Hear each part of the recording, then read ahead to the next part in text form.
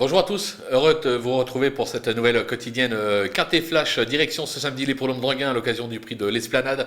On va évoluer sur 2875 mètres, ce ne seront que des femelles, elles seront 13 au total et sans plus attendre nos bases avec le numéro 13 Emma de Briqueville qui n'a jamais conclu plus loin que deuxième depuis ses débuts avec déjà pas moins de 5 succès à la clé. Elle s'est déjà imposée sur le parcours du jour, c'est pour moi tout simplement la jument à battre de la course.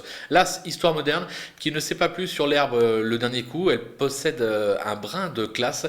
Elle n'a qu'à rester sage pour espérer conclure dans la bonne combinaison. On va la suivre en confiance. Le 7, Hello Mademoiselle, qui ne doit pas être condamné sur son récent échec. En effet, il comporte des excuses. Elle a été pratiquement mise hors course durant le parcours. Elle s'est déjà illustrée sur cette piste.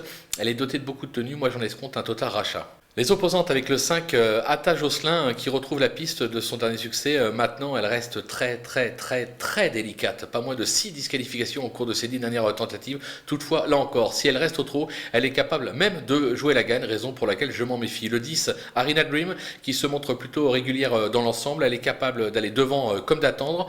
Elle doit pouvoir avoir des ambitions pour les toutes premières places dans cette épreuve. Le numéro 4, Oli Méloise, ce ne sera pas le choix de tout le monde, mais moi je m'en méfie. C'est un modèle de régularité qui vient de s'illustrer sur la cendrée de Vincennes.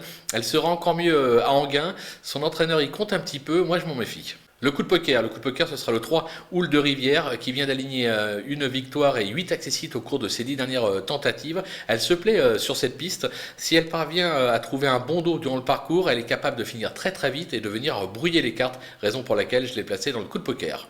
Les outsiders, ils sont au nombre de 3, ou plutôt elles sont au nombre de 3, avec le 12 Uperla Mag qui reste délicate mais qui n'est pas dénouée de moyens. Moi personnellement, je la crois barrée pour la victoire, mais attention, son entourage y compte, son entraîneur a mis un émojoy vert sur le site du trot, raison pour laquelle je m'en méfie toutefois. Le numéro 11, Anna, c'est pas une championne, c'est clair, mais elle a prouvé l'an dernier qu'elle avait la pointure pour évoluer dans un tel lot.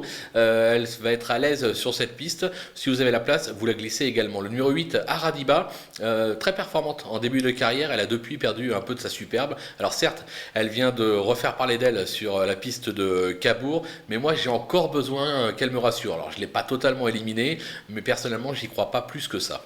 Les délaissées, elles sont au nombre de 3 également avec le 2, Héra Méloise. Elle est en forme, plutôt régulière dans l'ensemble, mais restera ferrée pour l'occasion, ce qui est important. De plus, elle a un meilleur engagement le 17 août prochain sur cette même piste, donc on va attendre un petit peu. Le 6, Harmony Love, qui ne m'a pas convaincu ces derniers temps, même si elle reste sur une 5e place dans cette catégorie sur l'hippodrome de Cabourg, raison pour laquelle je l'élimine également. Enfin, le numéro 9, Histoire Douna, qui a réalisé une superbe année de 3 ans. C'est nettement moins bien depuis.